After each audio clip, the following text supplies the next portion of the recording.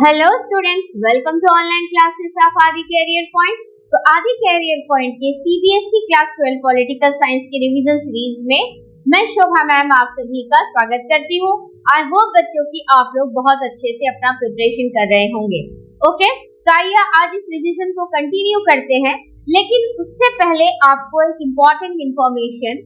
इससे पहले मैंने आप लोगों के लिए कार्टून बेस्ड जो क्वेश्चंस है रिवीजन सीरीज में उसका पार्ट 1 अपलोड किया, लेकिन उस वीडियो में मैंने स्टूडेंट आप लोगों को एक बाय मिस्टेकली गलत इंफॉर्मेशन दिया है। And what is the mistake in that video is that your cartoon based questions are on MCQ based, right? But actually in this year the pattern is change, जो कि कल out of mind हो गया था। उसके लिए मैं आप सभी को सॉरी कहती हूँ कि आपका कार्टून बेस्ड जो क्वेश्चन है this year it is not actually MCQ based, this is subjective है आपका। और ये जो केस बेस्ड वाला जो क्वेश्चन के पार्ट में है और आपको आंसर लिखना पड़ेगा, आपके लिए मल्टीपल चॉइस क्वेश्चंस नहीं होंगे। लेकिन आज की इस वीडियो में मैंने आप लोगों के लिए जो कार्टून बेस्ड क्वेश्चंस लिए हैं वो आपके प्रीवियस ईयर्स के क्वेश्चन पेपर में से है। तो उनमें से जो 2 कार्टून है वो आपके एमसीक्यू बेस्ड है और एक कार्टून जो है वो आपका सब्जेक्टिव है। और इस कार्टून में इस साल जो है आपके लिए 4 मार्क्स है, यानी कि 1 + 1 + 2, राइट? यानी कि 2 1 मार्क्स के क्वेश्चन आएंगे और एक जो है आपका 2 मार्क्स का क्वेश्चन आएगा। ओके स्टूडेंट, तो चलिए स्टार्ट करते हैं with this year pattern, that is your subjective वाला type question answer, short answer type. And with the first question, so the first question, study the cartoon given below and carefully answer the given question, right? तो अब इससे जो related पहला question है वो आपका क्या है? Identify any 2 leaders shown in the cartoon। तो ऑलरेडी मैंने अभी आपको ये इमेज दिखाया, आप इस इमेज को ध्यान से देखिएगा। This is the image given in your book politics in India since independence and chapter is about emergency वाले जो चैप्टर है उस चैप्टर से है। तो इस इमेज को आप ध्यान से देखिए और इमेज के नीचे जो टैगलाइन दिया हुआ है वहां पर इससे रिलेटेड क्वेश्चन के आंसर भी है। ओके, तो अब इस इमेज में आपको क्या आइडेंटिफाई करना है? You have to identify the name of any 2 leaders shown in the cartoon. तो इस कार्टून में उन 2 लीडर्स को आइडेंटिफाई करो जो दिखाए गए हैं। तो कई सारे लीडर्स है, किन्हीं 2 लीडर्स के नाम आप इसमें से लिख सकते हैं। So the correct answer is Morarji Desai, Atal Bihari Vajpayee ji, Jagjivan Ram, चरण सिंह एंड राज नरेन। तो ये 5 नाम है, 5 में से आप कोई 2 भी नाम लिख सकते हैं कि कौन कौन से लीडर्स को इन कार्टून में शो किया गया है। And this cartoon is about what? तो कार्टून को अगर आप ध्यान से देखेंगे तो कार्टून में यहाँ बीचों बीच लिखा हुआ है this is Congress and this is emergency. Okay, और इस कार्टून में और भी बहुत सारी चीजें लिखी हुई है, आइडेंटिफाई करेंगे तो आपको आगे के सारे क्वेश्चन के आंसर मिल जाएंगे।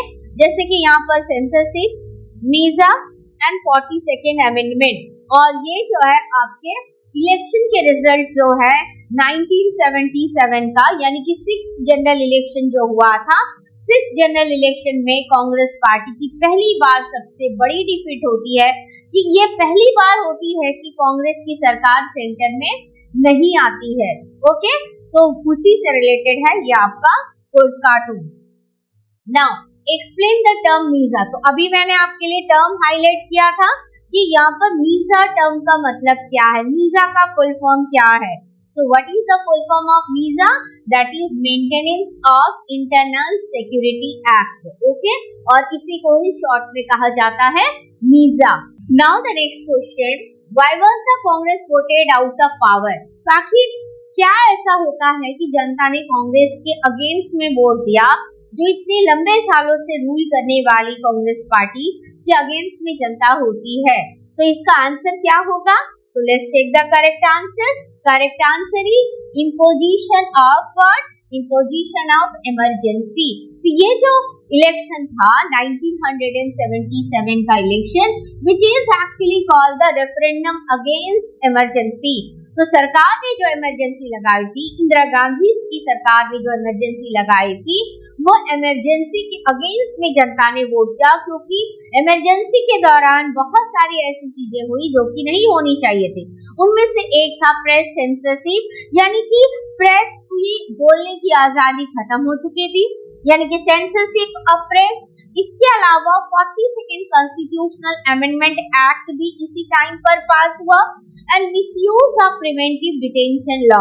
तो इन सब के अगेंस्ट में जनता ने वोट दिया और इसीलिए जनता पार्टी ने स्लोगन दिया था इस पर्टिकुलर 1977 के इलेक्शन में, सेव डेमोक्रेसी।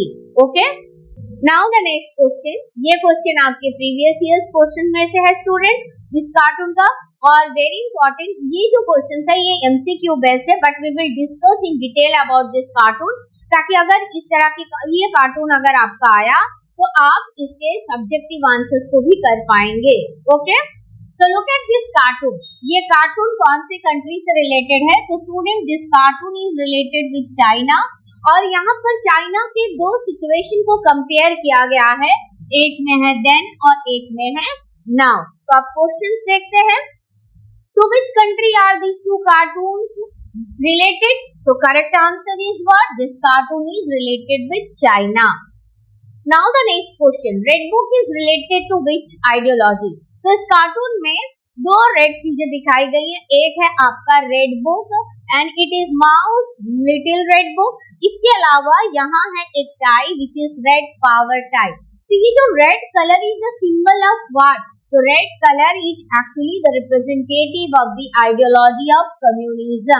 ओके, तो चाइना में कम्युनिस्ट पार्टी की सरकार, चाइना कम्युनिस्ट आइडियोलॉजी पर बेस्ड है, तो that's why this red colour is actually, ये जो माओ की रेड बुक है that is the book of what? Communism, and the red color is based on the ideology of what? Communism. Now what does the red power tie depict? तो red colour की book तो पता चल गया, एकदम typical rigid communist policy, लेकिन अब red power tie किस चीज को रिपिक्ट करता है? तो रेड पावर टाई मैंने ऑलरेडी बताया कि यहाँ देन एंड नाउ लिखा है। Then and now is actually two different situation in China, यानी कि two different economic policies of China. One is old economic policy of China जो कि माओ ने स्टार्ट किया था, and another one is the new economic policy of China. तो red power of tie is depicting what? तो let's take the correct answer. Correct answer is coordination of communism with capitalism.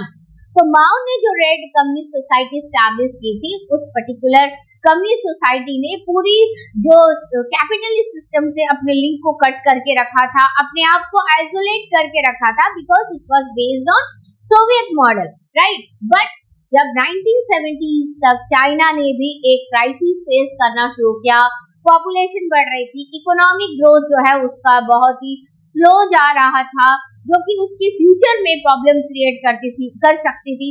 तो China ने जब इस चीज को identify कर लिया, तो चाइना ने धीरे धीरे अपने पॉलिसीज में चेंज करना शुरू किया 1970 से, और वो चाइना जो पूरी तरह से कम्युनिस्ट आइडियोलॉजी पर बेस्ड थी, जो कि एक स्टेट कंट्रोल सिस्टम पर पूरी तरह से बेस्ड थी, उस चाइना ने कैपिटलिस्ट कंट्रीज के साथ हाथ मिलाना शुरू किया, यूएसए के साथ में अपनी दोस्ती जो है धीरे धीरे बढ़ाना शुरू किया, and that's why this red power tie depict what? Coordination of communism with what? With capitalism. Now, what is the difference between then and now as per the cartoon? So then and now अभी मैंने आपको बताया कि what is the difference? तो अब check करते हैं correct answer. So the correct answer is rigidity has decreased now in the ideology of then. तो old communist policy जो थी वो बहुत ही rigid थी, totally वो स्टेट कंट्रोल सिस्टम था, everything under control of state, no foreign direct investment, no liberalisation, nothing was there. लेकिन जो new economic policy of China की आई, तो उसमें उन्होंने कैपिटलिज्म को इंट्रोड्यूस करना शुरू किया, कैपिटलिस्ट आइडियोलॉजी के साथ हाथ मिलाना शुरू किया, और बहुत सारे नए चेंजेस किए उनके एग्रीकल्चर फील्ड में, उनके इंडस्ट्रियलाइजेशन में, स्पेशल इकोनॉमिक जोन्स बनाए गए। Okay, now this is the next question, and student this is also a previous year question, and this particular cartoon based question is also on MCQ based, but we will discuss in detail about this. Okay, so look at this cartoon carefully and try to identify ये जो cartoon में जो Titanic ship है, ये Titanic ship actually किससे related है, और इसमें जो सिंबल बना है उसे आप आइडेंटिफाई कीजिए, तब आप इस क्वेश्चन का आंसर बहुत अच्छे से करेंगे। और इस कार्टून को बहुत ही ध्यान से देखिए और तब आपको बाकी क्वेश्चन भी आप उसके कर पाएंगे। Now the above cartoon is related to which organisation? ASEAN, European Union, SAARC and BRICS. अगर आपने इस स्टिक में बने हुए सिंबल को ध्यान से देखा होगा, then easily you will be able to recognize the answer that this cartoon is related with which international organization, which organization? That is European Union. Okay, this is European Union's cartoon. The cartoon is based on European Union.